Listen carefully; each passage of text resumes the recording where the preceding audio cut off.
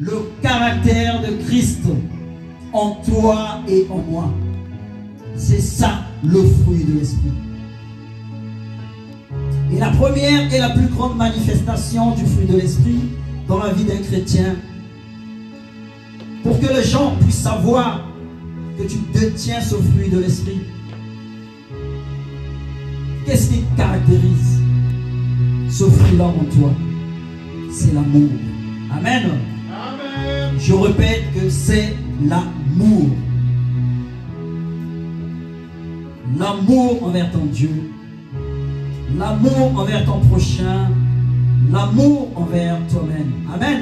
Amen. Alors c'est ça qui caractérise. Quand tu vois quelqu'un avec cet amour, pas n'importe quel amour, bien aimé, dis-toi qu'il a le fruit de l'esprit que nous allons parler. Et les objectifs, l'une des objectifs du Saint-Esprit dans la vie d'un chrétien, c'est qu'il soit transformé. Alors si le Saint-Esprit veut habiter en toi, son objectif c'est que toi tu sois transformé. Une fois que tu reçois Jésus-Christ dans ta vie comme ton Seigneur et Sauveur, tu reçois l'Esprit Saint. Et cet esprit-là veut te transformer. Alors pour accepter cette transformation, tu dois faire une chose. Tu dois décider de mourir en toi. Ce qu'on appelle la mort en soi. Tu dois mourir au-dedans de toi-même. Je ne parle pas de la mort physique, non. La mort spirituelle. Parce que quand tu acceptes Jésus, tu as des caractères qui viennent avec toi. Mais quand le Saint-Esprit s'installe en toi, il doit imposer, il doit te transformer. Afin que tu reflètes Jésus-Christ dans ta vie. Afin que ce fruit-là demeure en toi. Nous l'avons dit que le fruit de l'Esprit, c'est premièrement l'amour. La manifestation de ce fruit-là. Alors l'objectif aujourd'hui que le Saint-Esprit veut faire dans ta vie, il veut te transformer. On est dans une nouvelle année, amen. Amen. On a coutume chaque année, on prend des résolutions en parenthèse, c'est ça. Alors ta résolution, si tu n'as pas encore pris une résolution, ta résolution, c'est que tu pries, le Saint-Esprit te transforme. C'est que tu pries que le Saint-Esprit vienne te transformer. Parce que ce que les gens entendent de toi, tu n'es pas de mots. Ce que le dehors entendent de nous qui sommes chrétiens, on n'a pas de mots, bien aimés. Alors sois transformé aujourd'hui.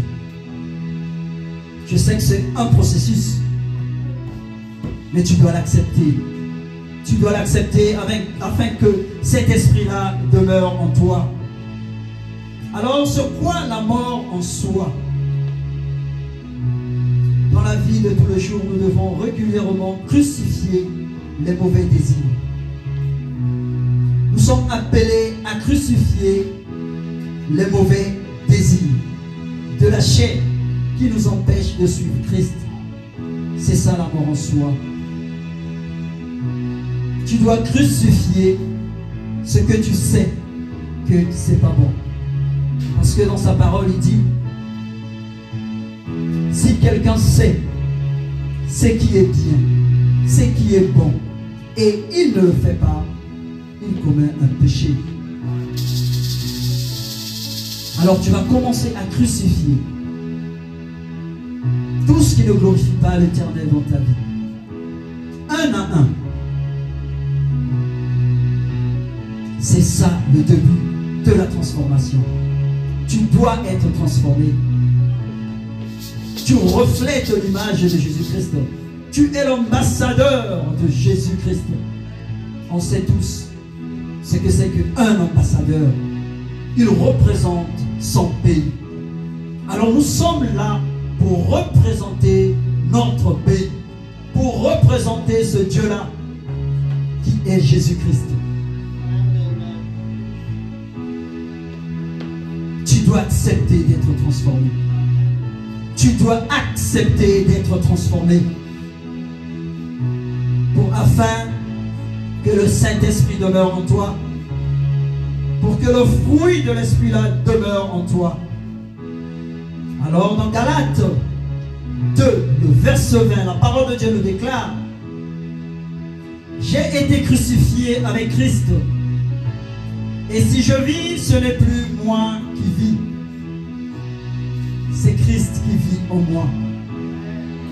Si je vis maintenant dans la chair, comme vous et moi, je vis dans la foi au Fils de Dieu, qui m'a aimé et qui s'est livré lui-même pour moi. Amen. Amen. Si je vis maintenant dans la chair, je vis dans la foi au Fils de Dieu, qui m'a aimé et qui s'est livré lui-même pour nous. Alors le chrétien qui ne se soumet pas à l'action de l'Esprit Saint, malheureusement, il va pratiquer d'autres œuvres que nous allons voir tout à l'heure. L'œuvre de la chair. Le chrétien qui ne pratique pas l'œuvre du Saint-Esprit, qui n'est pas transformé, qui n'accepte pas l'action du Saint-Esprit dans sa vie, bien aimé, il va pratiquer d'autres choses. C'est ce que nous allons voir dans Galates 5, 19 à 21. Galates 5, 19 à 21, la parole de Dieu déclare: or, les œuvres de la chair sont manifestes. Ce sont, nous allons compter. Si tu te retrouves dedans, dis-toi qu'il y a un problème. Souvent, nous les chrétiens, on a tendance, on a l'habitude à dire Nazana molimo, molimo, molimo. Mais nous allons voir aujourd'hui la vérité. Parce que c'est la parole qui est la vérité. Amen. C'est pas ce que toi tu dis, c'est pas ce que moi je dis, mais c'est la parole. La vérité se trouve dans la parole. Galates nous dit: or les œuvres de la chair sont manifestes. Ce sont l'impudicité, l'impureté, la dissolution, l'idolâtrie, la magie, les inimitiés, les querelles, les jalousies. Ah, bien aimé, tu es dedans ou non? Les animosités, les disputes. Bien aimé, tu es dedans ou non? Les divisions, les sectes, l'envie, l'ivrognerie, les excès de table et les choses semblables. Alors j'aime la fin. Je vous dis d'avance, comme je l'ai déjà dit, que ceux qui commettent de telles choses n'hériteront point le royaume de Dieu. Amen. N'hériteront point le royaume de Dieu. On peut fermer nos Bibles et s'arrêter juste là. On a tout. Alors c'est à nous d'aller pratiquer. On a tout. C'est à nous de commencer à inviter le Saint-Esprit qui nous transforme. Parce que dans tout ce que je viens de citer là, personne ne va élever sa main pour dire que je ne suis pas dedans. Amen. Amen. Nous sommes tous dedans. Alors, bien-aimés, quand l'Éternel parle, n'endurcis pas ton cœur. Parce qu'il passe tantôt d'une manière, tantôt d'une autre, pour te parler. Aujourd'hui, Dieu veut nous parler de porter le fruit de l'Esprit, qui est résumé par l'amour, l'amour de ton Dieu, l'amour de ton prochain et l'amour de toi-même. Surtout l'amour de ton prochain.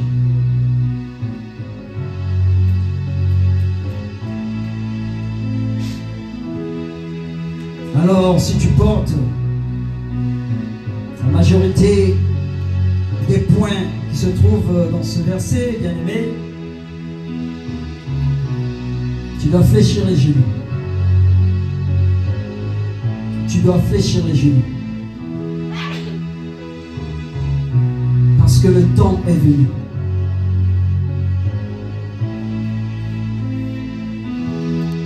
Le temps est venu pour que nous nous démarquons. Le monde a besoin de nous.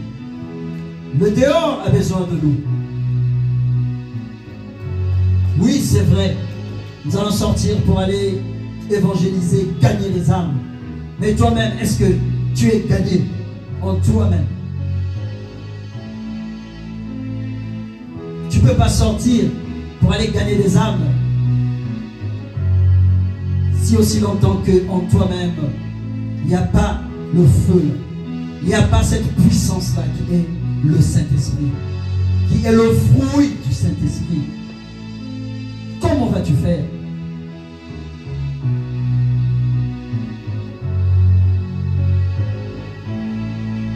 Amen. Alors cette fruit ne vient pas de quelque chose qui est au-dedans de toi. Il ne tire pas son origine de quelque chose qui est au-dedans de toi.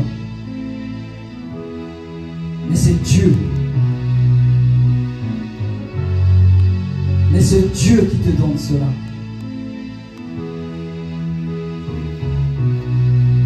C'est Dieu qui met cela au-dedans de toi. Ça ne vient pas de ta richesse. Ça ne vient pas de tes costumes que tu as l'habitude de porter, tes talons, tes jupes, je ne sais pas, tes robes, non. C'est pas naturel. C'est spirituel. C'est des choses spirituelles que tu ne peux même pas expliquer, que tu ne peux même pas démontrer.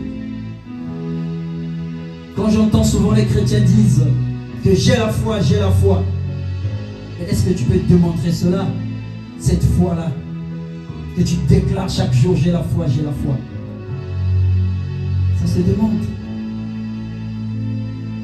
Par quoi? Par les œuvres. Et tu ne peux pas rester debout comme ça, proclamer et crier que j'ai la foi, sans les œuvres. Non.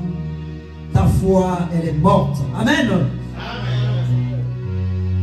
Alors cela ne vient pas de quelque chose qui est au-dedans de toi, mais ça vient de cette nouvelle vie que le Saint-Esprit va produire en toi.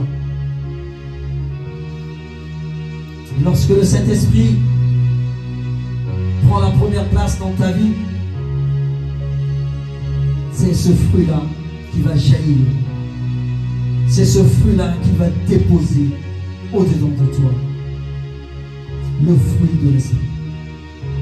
Le fruit de l'Esprit, qui n'est autre que l'amour. Qui n'est autre que l'amour. Nous voyons que ce fruit-là, ce n'est pas écrit au pluriel. Souvent les gens disent les fruits de l'Esprit. Oui, c'est vrai, mais ce n'est pas vrai. Parce que la parole nous dit le fruit de l'Esprit. Et il a des caractéristiques, si on peut le dire, des qualités. Mais lui-même, le fruit, il est unique. Amen. Amen.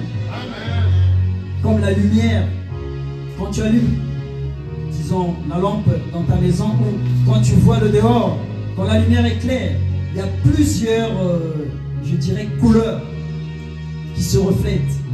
Mais c'est la lumière qui envoie ces différentes couleurs. Amen. C'est comme le Saint-Esprit et comme le fruit de l'Esprit, excusez-moi. C'est le fruit qui envoie plusieurs choses, plusieurs qualités.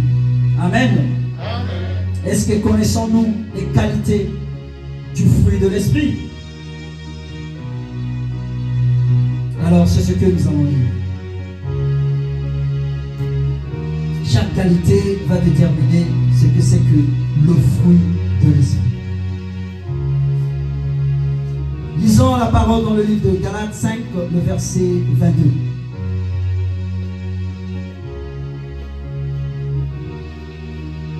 Galates 5, 22, la parole nous dit: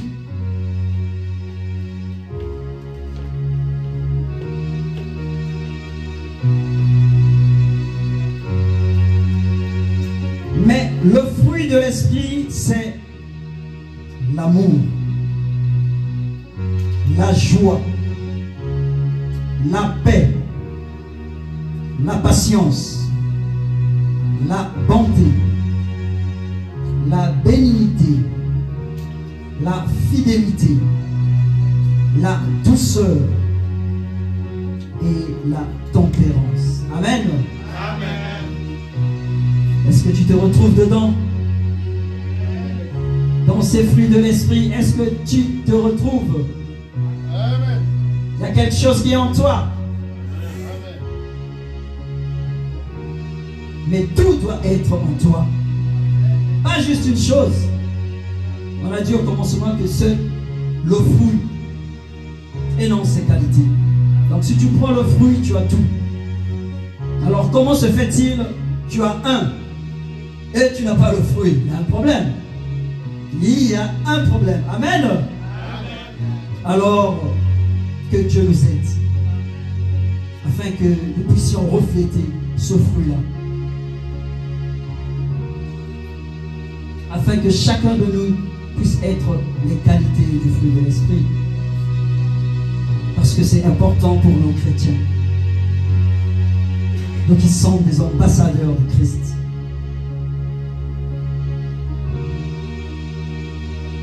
Alors nous allons diviser ces fruits en 3 pour essayer de voir par rapport à la parole de Dieu qui parle concernant ces fruits.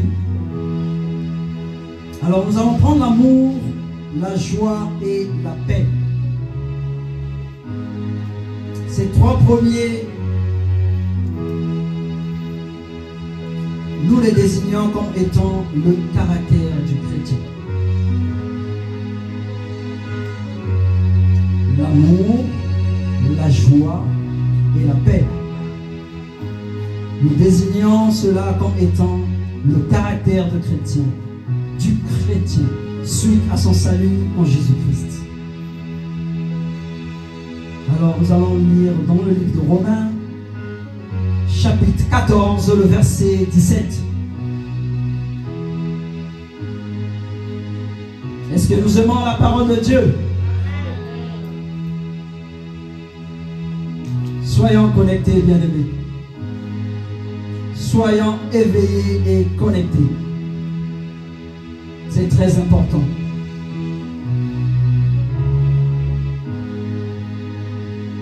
Romains 14, le verset 17, la parole nous dit: car le royaume de Dieu, ce n'est pas le manger et le boire, mais la justice, la paix et la joie par le Saint-Esprit. Amen. Amen. Le royaume de Dieu, ce n'est ni le boire, ni le manger, mais c'est la justice, c'est la paix, c'est la joie par le Saint-Esprit. Alors nos 3 premiers caractères va désigner, excusez-moi, nos 3 premiers points va désigner le caractère d'un chrétien. Ce que toi tu dois être vis-à-vis de ton Dieu. Tu dois voir l'amour, tu dois avoir la joie et tu dois avoir la paix. L'amour pour ton Dieu, la joie pour servir ce Dieu-là et la paix quand tu rentres dans la présence avec ton Dieu. Comme je disais tantôt, quand tu rentres par cette porte, tu dois laisser tes problèmes de côté. Parce qu'il connaît tes problèmes. Il connaît ta situation de maintenant que tu es en train de vivre. Il connaît tes difficultés.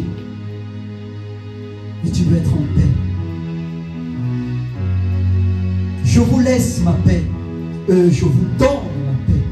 C'est ce qu'il a dit dans sa parole. Pas comme les hommes, mais sa paix à lui.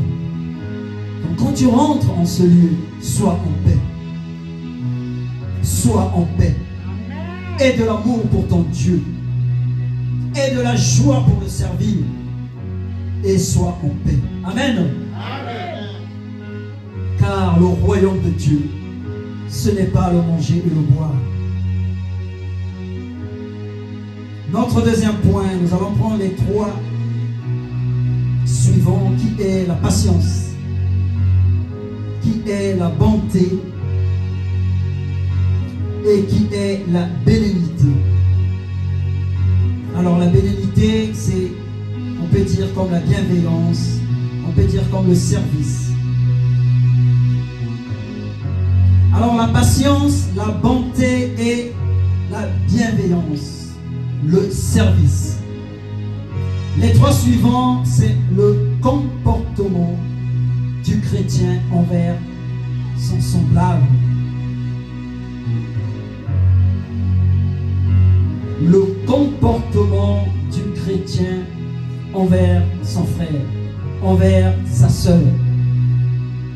La patience, la bonté et la bénignité. Ces trois choses nous montrent ce que c'est que la relation d'un chrétien par rapport à son frère, par rapport à sa sœur. Là, je ne parle pas chrétien entre chrétiens, non. D'un chrétien avec son prochain, que ce soit du dedans ou du dehors. C'est ton prochain. Amen. Alors nous devons être patients avec notre prochain. Dans tout. Nous devons avoir de la bonté à notre prochain. Être bon. La bienveillance. Et nous devons avoir la bénignité qui est aussi le service au sein de notre frère, au sein de notre sœur. Qu'il soit ou qu'elle soit chrétienne ou non. Tu dois refléter cela. C'est ça, ta relation avec ton prochain. Tout ça nous emmène à avoir le fruit de l'esprit. Et c'est pas facile, hein, le fruit de l'esprit. Donc à partir d'aujourd'hui, tu dois réfléchir deux fois avant de dire j'ai le Saint-Esprit, j'ai le Saint-Esprit, j'ai le Saint-Esprit. Oui, tu as le Saint-Esprit. Est-ce que ça se manifeste en toi? Si c'est le contraire, bien-aimé, relis encore ta Bible. Commence par la jeunesse. Peut-être tu as déjà terminé, mais recommence encore. Parce que tu n'as encore rien compris. Amen. Amen. Alors, Éphésiens 4, le verset 32, la parole nous dit: soyez bons les uns envers les autres, compatissants, vous pardonnant réciproquement, comme Dieu vous a pardonné en Christ. Amen. Amen. Soyez bons les uns envers les autres.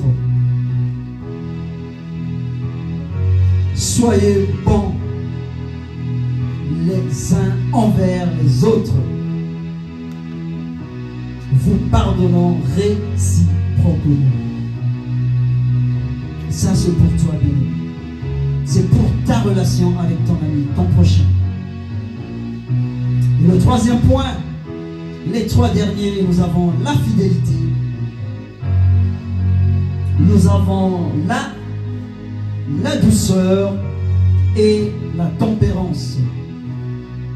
Alors pour la tempérance, on peut dire aussi, c'est la maîtrise de soi, être tempérant.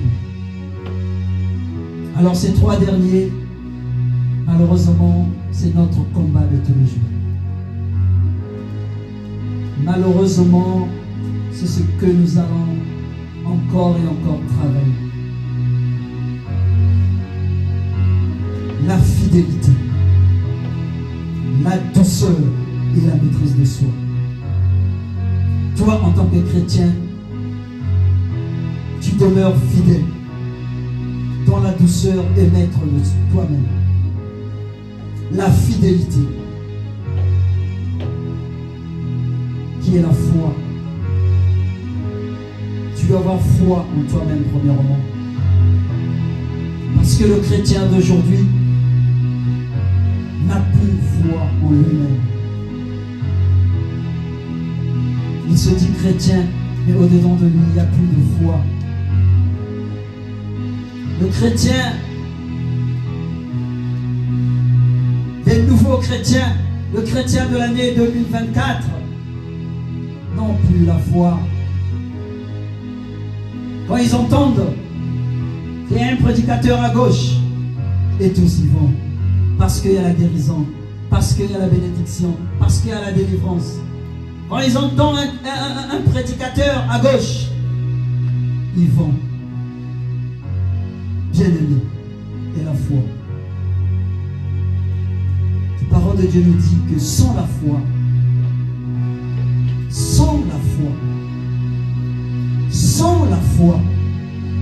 il est impossible de lui être agréable.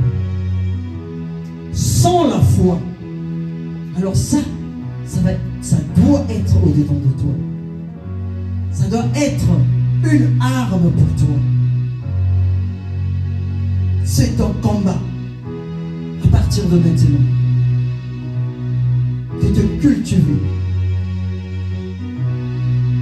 afin que tu sois inébranlable. Même si tu entends les prédicateurs de gauche à droite, tu sois inébranlable. Et si tu reçois l'instruction du Saint-Esprit, là tu vas te déplacer. Un chrétien ne se déplace pas pour rien. Bien-aimé, sais-tu que la bénédiction au mauvais moment, ça peut être la malédiction? Si le temps n'est pas venu pour que tu reçoives cette bénédiction, ça veut dire la bénédiction au mauvais moment peut transformer en malédiction. Amen. Amen, le peuple de Dieu. Sois réveillé, sois connecté. Parce que même si moi je te vois, mais celui qui est là-haut te voit encore mieux. Car tu vas rendre les comptes. Tu rendras compte. Tu n'as pas quitté chez toi pour venir ici pour faire ce que tu es en train de faire. Tu rendras compte. Nous étions en train de parler de la foi. Et nous avançons pour la douceur. Tu dois être doux envers ton semblable. Tu dois être doux envers ton prochain. Nous allons prendre la parole dans Philippiens 4, le verset 5. La parole de Dieu nous exhorte. Que votre douceur soit connue de tous les hommes.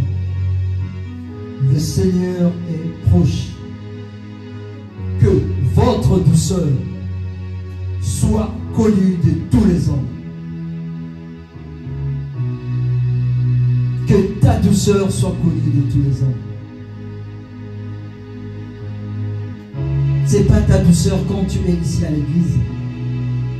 On connaît des chrétiens. Ils ont du genre double veste, double manteau. Quand il est à l'église, il met un manteau. Quand il sort, il est à la maison, il met un autre manteau. Mais la Bible dit que ta douceur soit connue de tous les hommes. Que ce soit ici, que ce soit dehors. Que ce soit à l'école, que ce soit au travail. Que ce soit dans tes activités, dans tout ce que tu fais. La douceur. La douceur.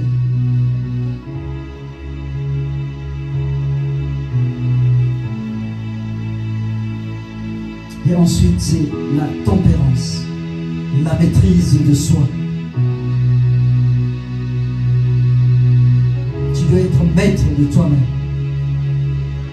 Comme je disais tout à l'heure, tu dois être maître de toi-même.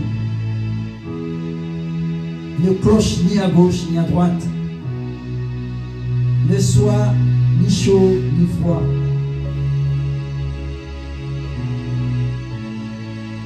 Sois maître de toi-même. Ne sois pas comme on a l'habitude de dire au Canada, les gens sont des bipolaires. Il est 13h, je dirais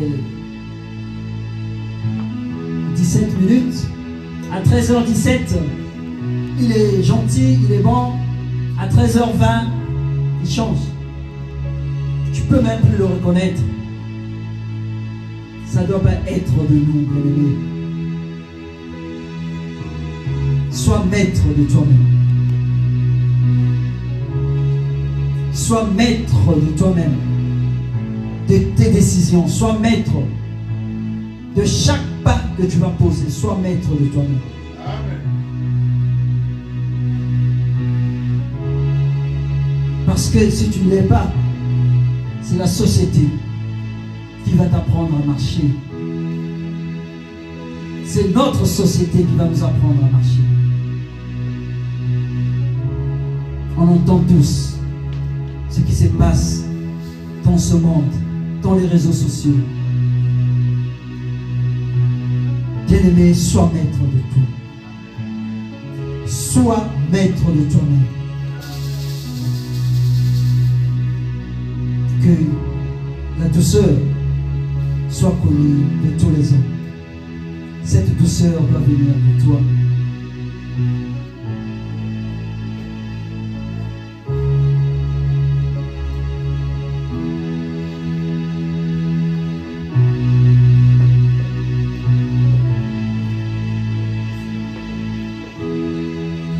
Bien-aimés, nous savons tous que la vie d'un chrétien, c'est un combat. Oui, la vie d'un chrétien, moi qui vous parle, je ne suis pas exclu. C'est pas que je me tiens devant vous, que je suis plus que vous, non. La vie d'un chrétien, c'est un combat.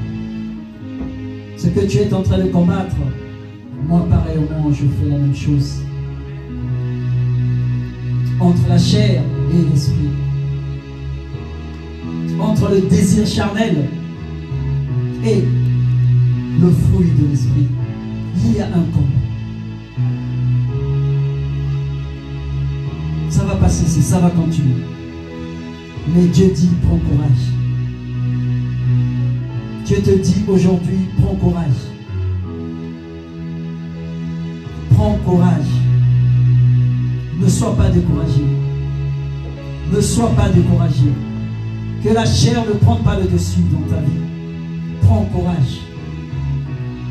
Parce que la bonne nouvelle est que il y a un moyen pour remporter ce combat. Il nous dit Galates 5,16. C'est de marcher selon l'esprit. Il y a un moyen de gagner ce combat.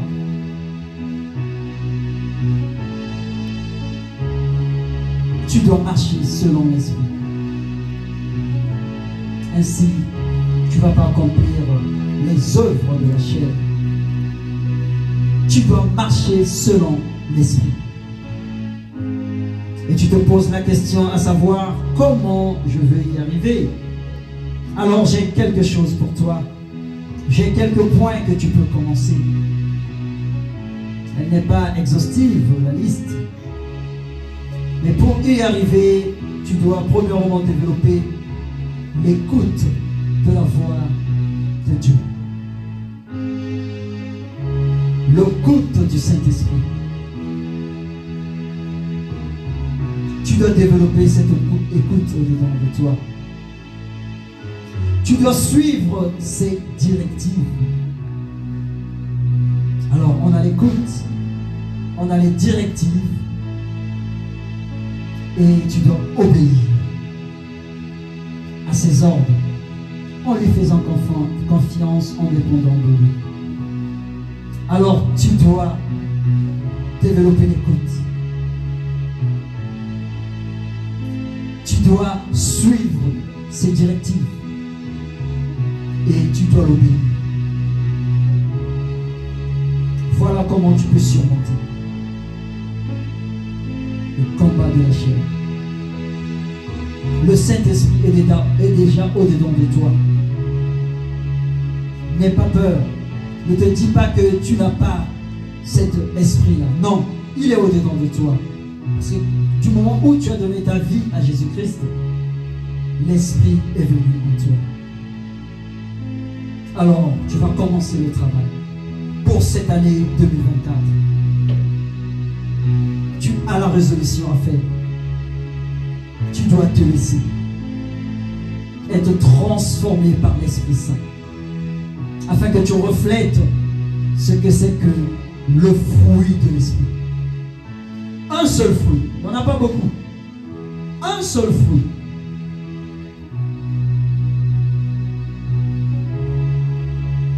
Un seul fruit. Mais regarde les œuvres de la chair, il y en a beaucoup. Mais le fruit, il est juste un. Donc, c'est possible. Avec Dieu, c'est possible. Amen. Amen. Avec Dieu, c'est possible. On doit développer cette écoute. On doit suivre ses directives et obéir à ses ordres. On doit faire cela, bien aimé, pour avancer. Nous sommes presque à la fin de notre partage.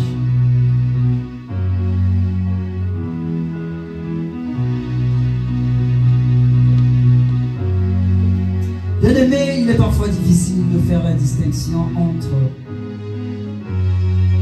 un vrai fruit et un faux fruit. Je me souviens, quand j'étais à Montréal,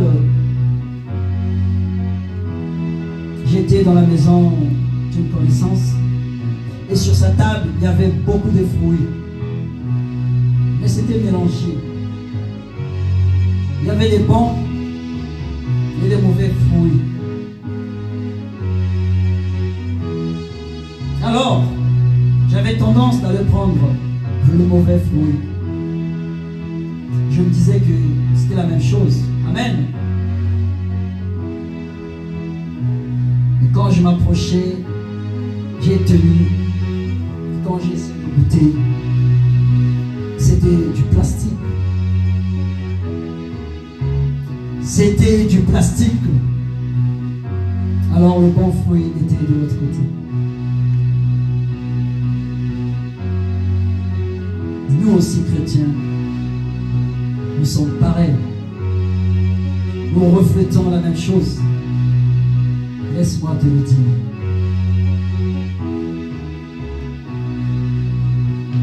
Il y a un chrétien qui reflète l'image de Jésus, mais il y a l'autre qui fait semblant de refléter l'image. À l'extérieur, bien sûr. Quand j'ai touché le fruit, à l'extérieur, c'était correct. Tu peux manger. Mais quand j'ai essayé de manger, c'était pas un bon fruit. Nous aussi, chrétiens, on se mélange ici, oui. Mais faites attention, parce qu'il y a des bons et il y a des mauvais. Je ne parle pas qu'ici, là où nous sommes, il y a des bons et des mauvais. Non. Je vous donne juste l'exemple. Ça peut être dehors, ça peut être avec tes amis. Faites attention. Parce qu'il y a aussi un mauvais fruit. À l'extérieur, il a l'air d'un chrétien. Mais à l'intérieur, il est vide. À l'intérieur, il est vide. Il ne reflète rien du tout de tout ce que nous venons de citer. Bien-aimés, faites attention. Mais nous, en tant que chrétiens, des vrais, nous devons refléter ce fruit de l'esprit. Le vrai fruit. Je ne parle pas du du plastique, non. Le vrai fruit, qui est le fruit du Saint-Esprit. Amen. Qui est le fruit du Saint-Esprit. Et Jésus dit, nous reconnaîtrons ces vrais disciples par la qualité de l'amour qu'ils manifestent les uns envers les autres. Jean 13, 35. Et dans Matthieu 7, 16, il enclenche encore le cours en disant, vous les reconnaîtrez à leurs fruits. Amen. Vous les reconnaîtrez à leurs fruits. Est-ce que c'est du plastique ou c'est le bon fruit? Un jour, tu vas te poser cette question. Mais sache que tu n'es pas un mauvais fruit, mais tu es un bon fruit. Le fruit qui est capable de changer ce monde. Le fruit qui est capable de se lever, proclamer, déclarer que je suis chrétien. Que je suis l'ambassadeur de mon pays. Ce fruit-là doit demeurer au-dedans de toi. Parce que le Saint-Esprit est avec toi. Parce que le Saint-Esprit est ton ami de tous les jours. Alors, comme un arbre ne cesse de croître et de produire du fruit, croissant aussi à tous égards, en tout temps, en portant ce fruit qui est à la gloire de notre Dieu. Amen. Amen. Croissons nous aussi, afin de porter ce fruit. Pas pour toi, pas pour moi, mais à la gloire de notre Dieu. À la gloire de Jésus-Christ. Que Dieu vous bénisse.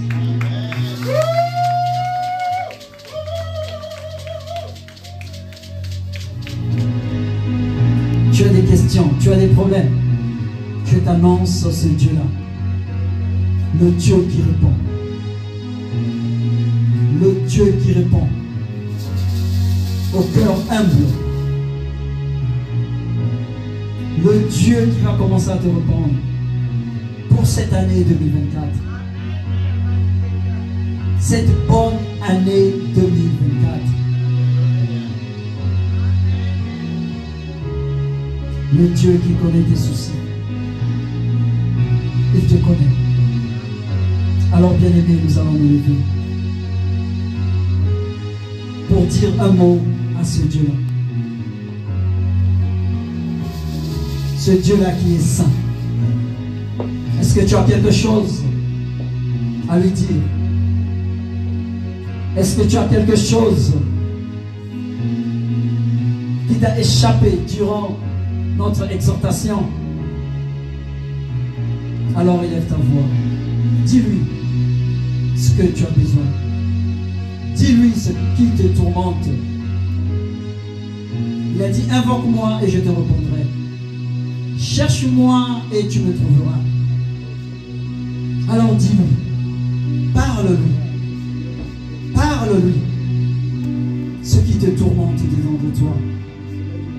Parce qu'il est la solution. Il est la réponse. Dans Apocalypse, il dit, je suis la réponse. La réponse à ta question. La réponse à tes questions. La réponse à ton problème. La réponse à tes problèmes. Dis-lui, qu'est-ce qui ne marche pas dans ta vie? Dis-lui, parce qu'il veut encore te transformer en ce jour. Dis-lui ce qui ne marche pas, parce qu'il veut faire quelque chose encore ce matin. Dis-lui ce qui ne marche pas, bien-aimé, dans ta vie. Toi, tu te connais mieux. Dis-lui ce qui ne marche pas dans la vie de ton épouse, dans la vie de ton époux, dans la vie de tes enfants. Dis-lui c'est qu'il ne marche pas. Je ne suis qu'un vase éternel, mon Dieu, mon roi. Je ne suis qu'un vase, papa. Et je viens vers toi devant le potier. Fais de moi ce que tu veux. Fais de moi ce que tu veux. L'Éternel, j'ai des problèmes, oui. Mais tu as dit dans Matthieu de chercher premièrement ton royaume et ta justice. Le reste te sera accordé. Le reste te sera donné. Éternel, mon Dieu, mon roi. Fais de moi ce que tu veux. Transforme-moi à la lumière de ta parole.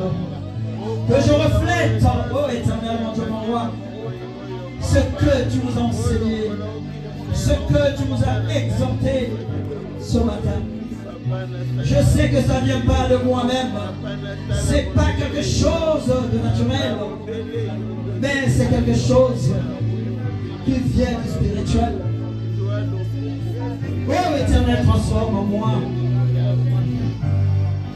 Toi qui es la lumière du monde, toi qui es le berger, notre berger, toi qui es le 3 fois saint, saint, saint, saint est ton nom. Demeure en nous, Éternel. Demeure en nous, Papa. Chasse les ténèbres dedans de nous. Illumine en nous, Éternel. Que nous soyons une lumière. Une lumière pour le monde.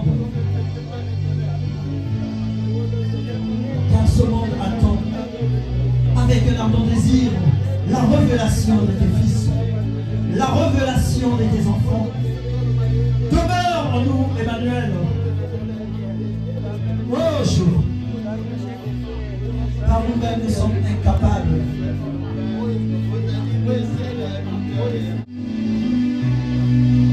Merci Jésus. Merci Jésus. Merci Jésus. Merci pour cette onction. Parce que tu es saint. Parce que tu es saint. Parce que tu es saint, Jésus.